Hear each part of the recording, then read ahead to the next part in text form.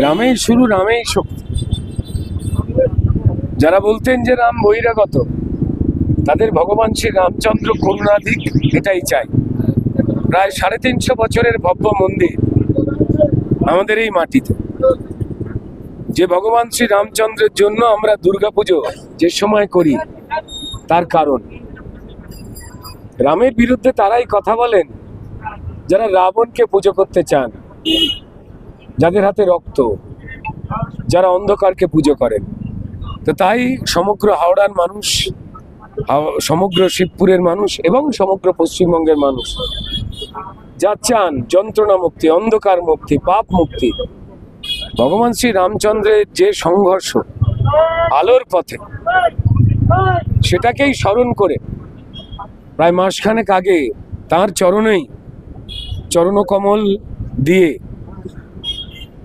আমাদের এই যাত্রা শুরু হয়েছিল। কালকেই সেই চূড়ান্ত দিন, তাই আজ অন্তিম মুহূর্তে সেখানেই বৃত্ত সম্পূর্ণ করলাম আমাদের সহযোদ্ধাদের নিয়ে। যুদ্ধ অন্যায়ের বিরুদ্ধে পরীক্ষার্থী হিসেবে হাতের আঙুলটা হয়তো আমার, কিন্তু পেন কিনে দিয়েছেন আর কালি ভরে দিয়েছেন হাওড়ার মানুষ আর আমার শিবপুরের মানুষেরা, যারা আমার কাছে ভোটার নয়, প্রতিবেশী। সেই কলম আর সেই কালির জোর আমার মনে হয় অন্ধকার মুক্তির জন্য যথেষ্ট। অবশ্যই একটা চূড়ান্ত প্রিয় একটা অধ্যায়, কারণ আমার চেনা মানুষগুলো শুধুমাত্র বয়স বেড়েছে, কারুর হয়তো মাথায় একটু চুল কমেছে, কারুর হয়তো শরীর একটু ভালো হয়েছে, চেহারা একটু চওড়া হয়েছে, কিন্তু মুশকিলটা হয়ে গেলে তাদের আনন্দ চওড়া হয়নি। যখন দেখি যে বৃষ্টি ছাড়াই তাদের গলিতে ড্রেনের পাঁকের জল গড়াগড়ি খাচ্ছে, রান্নাঘরে অব্দি ঢুকে গেছে রোগ জীবাণু, বাচ্চাগুলোর পায়ে হাজা হয়ে গেছে কিংবা চর্মরোগ। কারণ যাদের দায়িত্ব ছিল, যে শাসক দল তৃণমূলের এমএলএ, এমপি, কাউন্সিলর, যাদের দায়িত্ব ছিল নাগরিক পরিষেবা দেওয়া, যারা শপথ নিয়েছিলেন, তারা প্রতারণা করলেন আমার এই পাড়ার, আমার গলির মায়েদের, মাসিমাদের, জেঠু কাকুদের। লড়াইটা তাদের। যখন গেছি তারা ঝাঁপিয়ে পড়ে অভিযোগ জানিয়েছেন। আমায় কেন জানাচ্ছেন? আমি তো তাদের বাপাই। আমায় কেন জানাচ্ছেন?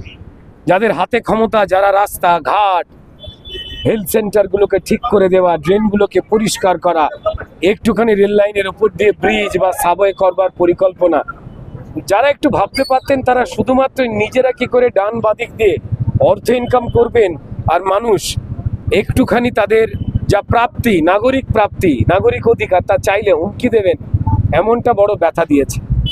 তাই জানি না কেন আমার এই শিবপুরের মানুষেরা তাদের প্রতি ভরসা না রেখে আমাদের ভারতীয় জনতা পার্টির কার্যকর্তা এবং আমার কাছে বলছিলেন আগামীতে কেমন হলে কি ভালো হয়। তাদের মনে কি রয়েছে তারা বলতে পারবেন। আমি তাদের বাড়ির ছেলে, আমি তাদের ঘরের ছেলে।